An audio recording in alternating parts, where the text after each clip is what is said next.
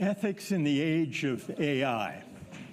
When we worry about the ethical implications of new technology, in our familiar debates, we worry about, there are four main worries. First, are robots coming for our jobs? Second, will algorithmic prediction and decision-making in hiring and lending and criminal justice freeze in place unfairness embedded in past practices? Third, will surveillance capitalism essentially mean that privacy is over? And fourth, will misinformation and deep fakes and the polarizing effect of social media undermine democracy?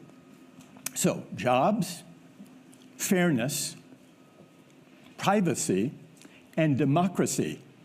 These are consequential considerations. What I would like to explore with you today, however, is an even deeper worry, a more fundamental question about the ethics of AI and new technologies. And the question is this: will technology change what it means to be human? To begin to think about this question, let's start with AI in the movies. Harrison Ford, he's 81 years old, but in the recent remake of the Indiana Jones series, they needed him, for part of the movie, to be younger, 40 years younger.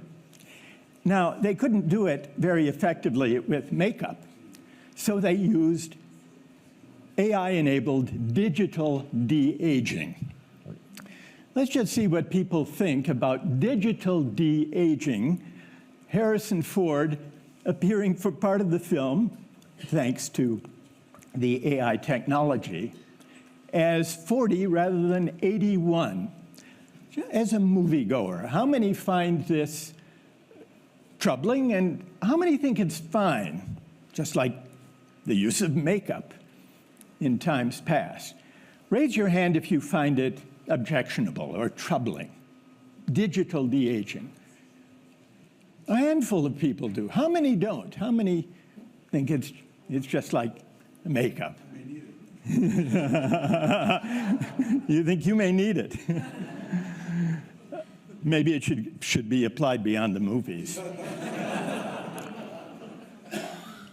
Now, digital de-aging is only the beginning of the question posed by AI in movie making and in the arts, because the same technologies that enable the filmmakers to de-age Harrison Ford could be used in a more ambitious way. Harrison Ford is still with us. But what about great actors of the past, great stars, whom we would love to see in a new role? Wouldn't you like to see Humphrey Bogart, for example, not in a rerun of Casablanca, but in a new movie, bringing him back, so to speak, for a virtual comeback performance? Now, let's take a vote on this one. How many would find that prospect cool, appealing, attractive? And how many would find it troubling or objectionable? Let's see what people think about that. How many are okay with it? How many think it might be cool, even, to bring back actors from the dead to play in a new role? Only a handful. You're not big Humphrey Bogart fans? You don't want to? All right, how many object? Most people object. But why would you object? We have microphones. Who will tell us what's objectionable? Yes. Well, I would find Well, wait till the microphone gets to you. Yeah, go ahead. So I would actually believe it's that he did not have agency to decide his role. Yeah, so he wouldn't have given his consent. He's long passed. But what if he had signed a waiver before he passed? Then would that remove your objection? Then it would be okay? Go ahead. He had created the parameters of where his image could be used, yes. So long as he agreed. As long as he has agency specific, though, around the parameters. His agency, you're not a lawyer by any chance? I am not. You're not, okay. Now, let's push forward with that question. Now, suppose he had given a waiver. Maybe actors, that as part of their wills, just as we have living wills, could, if they chose, agree to star in a new role, in a virtual comeback performance. In that case, is there still anyone who objects? Is there a remaining objection? A number of people do still object, and who will tell us why? What would be troubling? Go ahead, Rita. Let's get you a microphone. I think the question is for the rest of us. Did we consent to them coming back? Do we know that we're watching an AI-generated image of the past?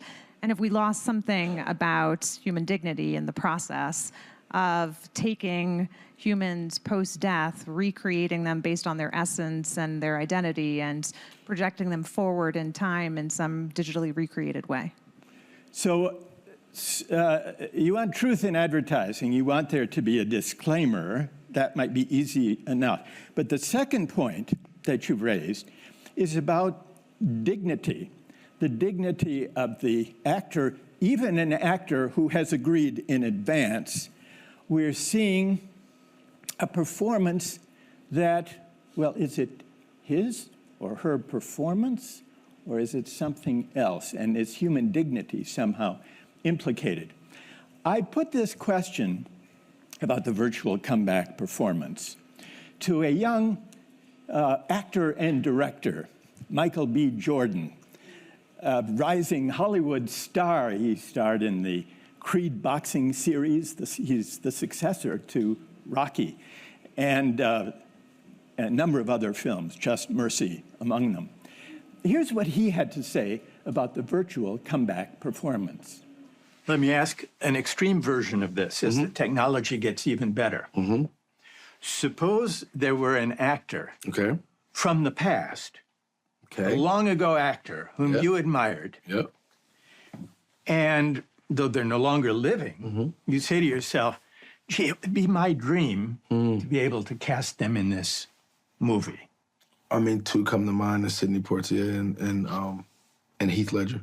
Can you even imagine what it would be like as a director, but also in human terms, let's say, to be able to cast Sidney Poitier today in one of your movies and to have that virtual actor act the new role with the same look and stance and gesture and tone of voice and bearing as he brought to his earlier role?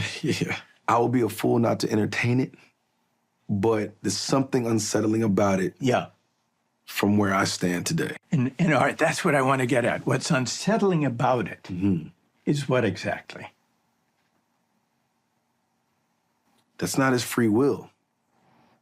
That's not the man's free will. I'm making that decision for him. So it's unsettling because Sidney Poitier did not consent in advance. I get that. And that's an important moral consideration. But suppose he'd written you a letter saying, I'm willing, I trust you. Then it would still be unsettling, I'll bet. I think so, yes. Okay, so there must be another reason beyond his consent. What would that other reason be? And I see where you're getting at, and I love it. And I'm trying to articulate it. It's just a feeling of authenticity that's just not there. I can't explain it. Authenticity, and you've spoken about presence, human presence. And even the best virtual come back Yeah. can't capture human authenticity or human presence? I don't think so. There's certain people that they walk in a room and you feel them. I've been in rooms, certain people walk in and you feel them in there. I can't describe it. I don't think AI digitally created thing can have that. See, as Michael B. Jordan thinks it through in a very reflective way, in some ways replicating the discussion we had about this question. He began, as we began, with consent and agency. But then, as the discussion unfolded, he identified a value beyond consent that seemed to be at stake. And in our discussion, Rita mentioned human dignity. Michael B. Jordan described it as authenticity and human presence.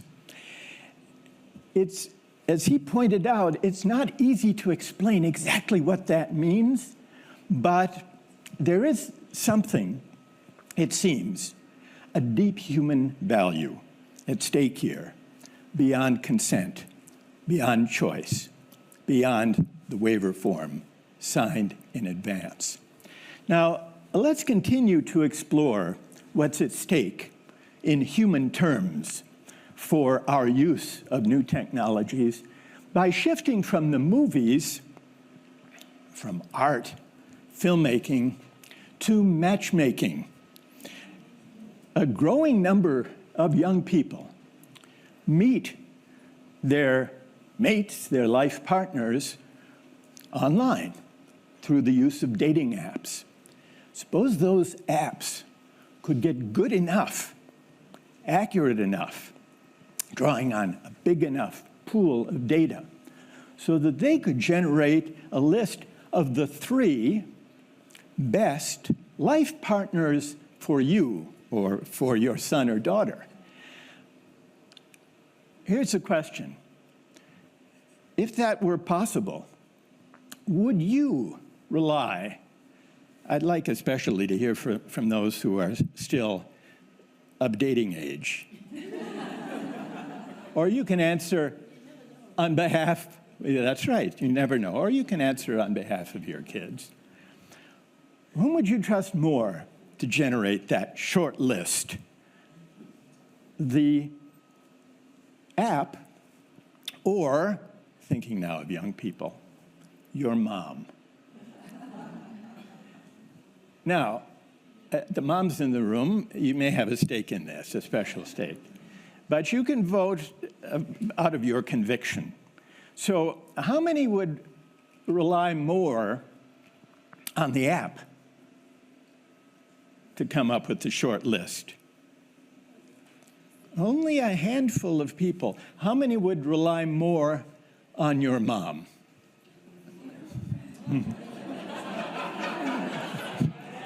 In this group, mom beats the app. Now, I put this question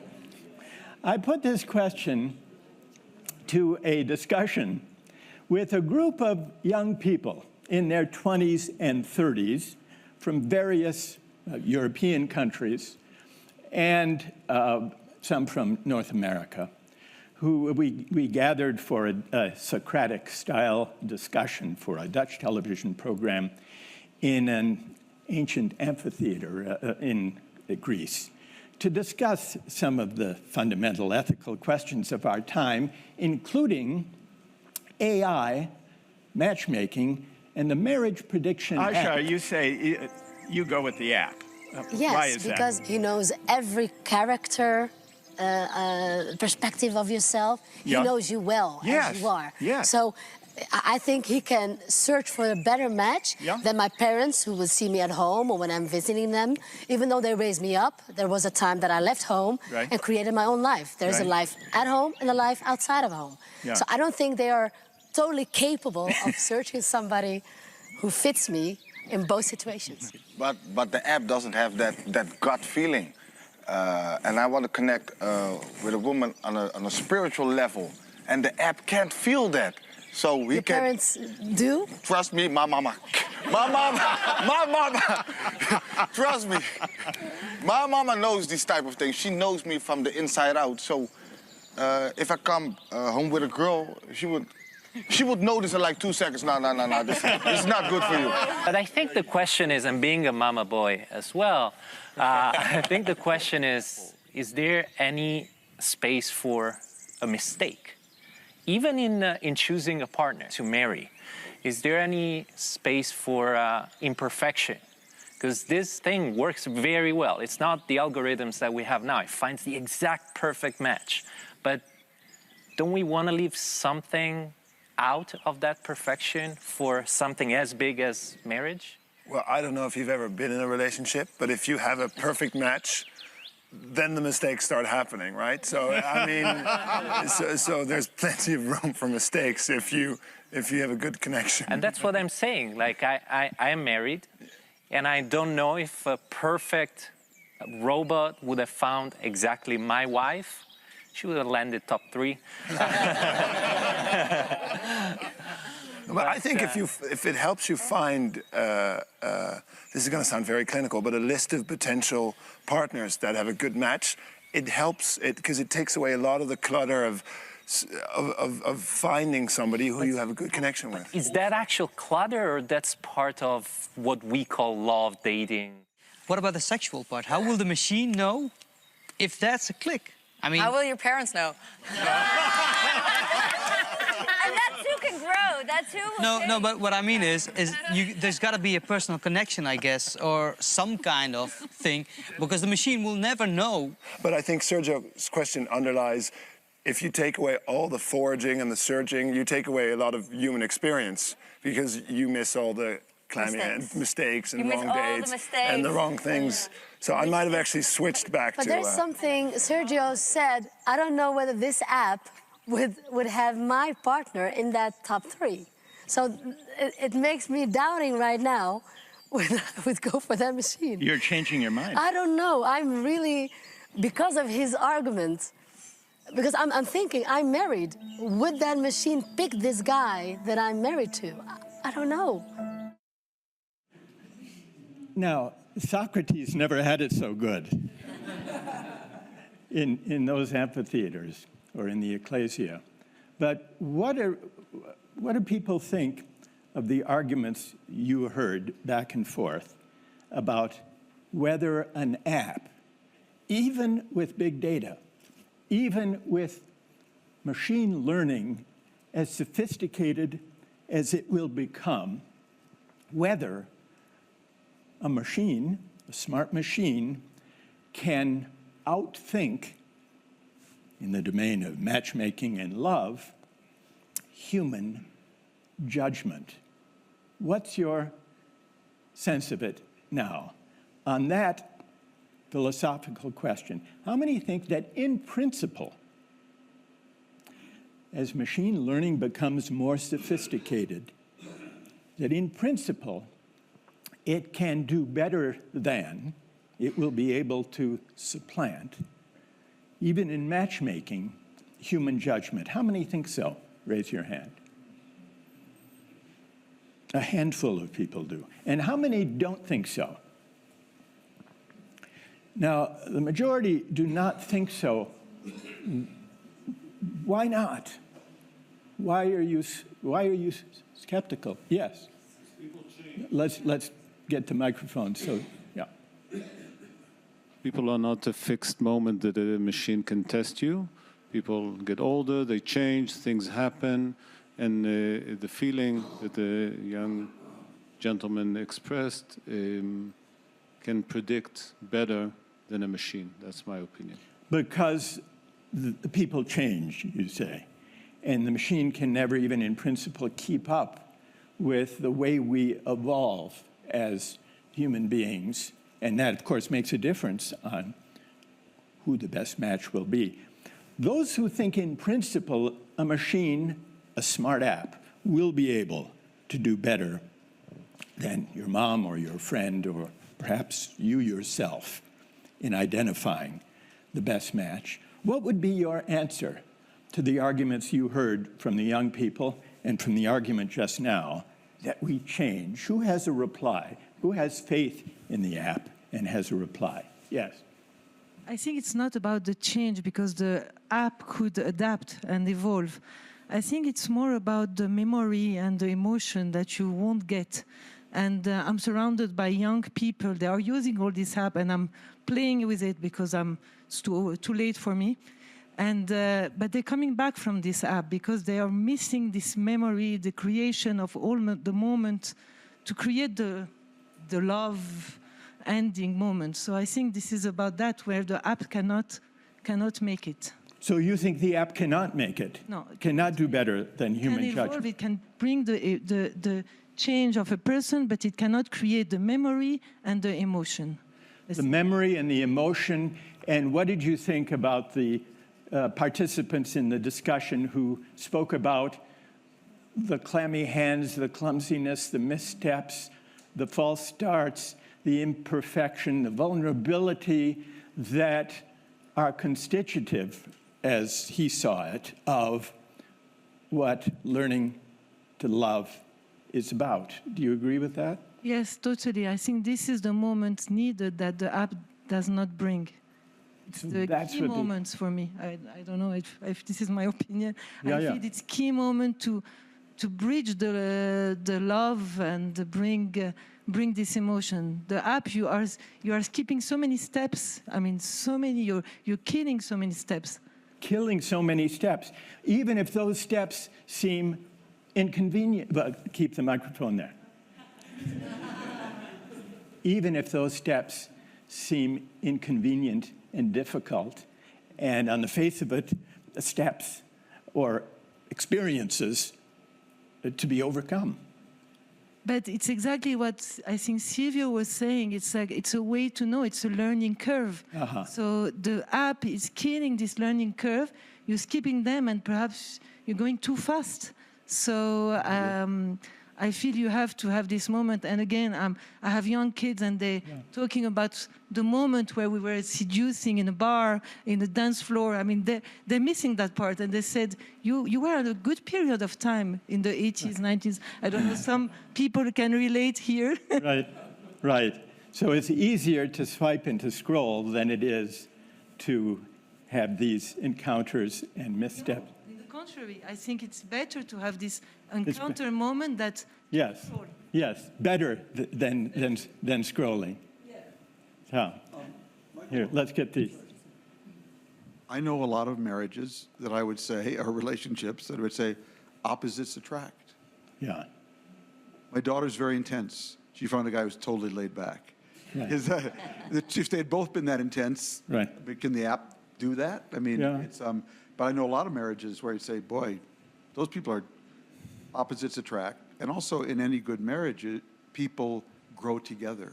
Can the app actually predict that these are two people who can grow together? Right. The opposites attract point, I was going to ask whether in principle you could program the app to take account of that. But the second point about the way in which people grow together in companionship and love, that seems hard to imagine an app being able to capture.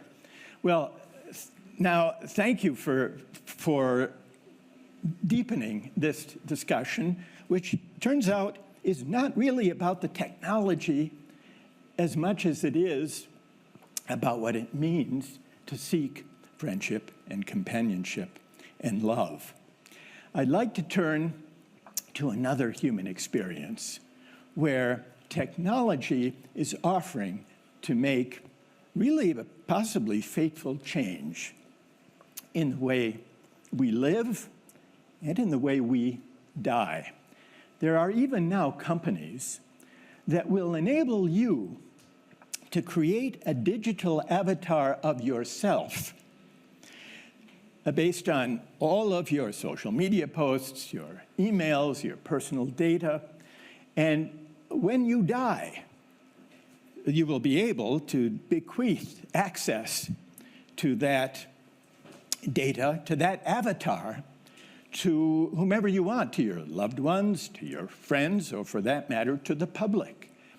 enabling them to engage in ongoing conversations with you.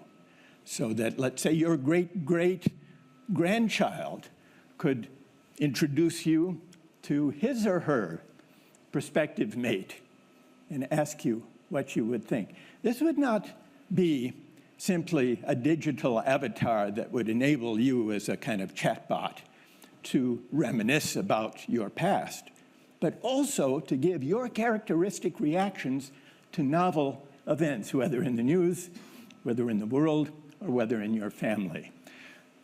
Virtual immortality. Virtual immortality. Let's see what people think about virtual immortality. How many would be tempted by it to use that facility, a digital avatar? Just a couple. How many would not? Most people would not. I asked Michael B. Jordan what he thought, and here's what he said. Your grandmother. Suppose it were possible for her to have done that, so that you could spend more time with her now. Sounds like you. Well, how would you feel about that? Oh man, selfishly, I think the knee-jerk reaction is, yeah, of course, I'll do anything to, to see her and feel her and, be around her again. It's something that's so foreign that my mind can't completely wrap my brain, I can't wrap it around the experience of what that would be. And if I could tell in the slightest that it's not that, I would reject, I would want nothing to do with it. Because the tech-mediated connection, you feel might obstruct or corrupt the spiritual connection. 1,000%.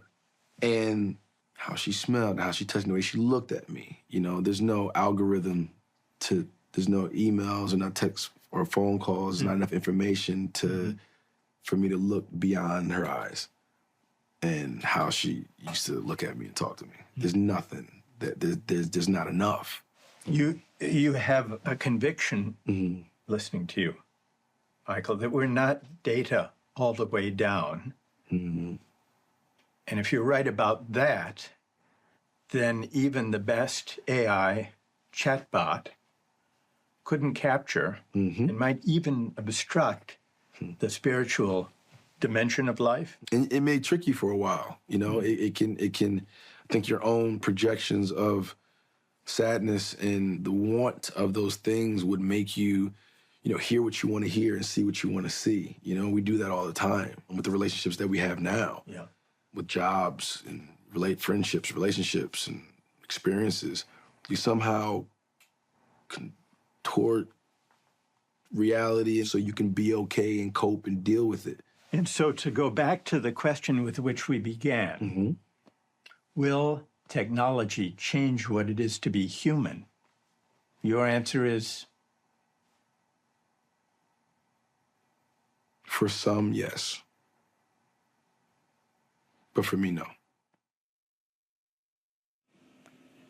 So here is the most fundamental question posed by the age of AI and chatbots and big data, beyond worries about jobs and fairness, about privacy, and even democracy, is the deeper question about whether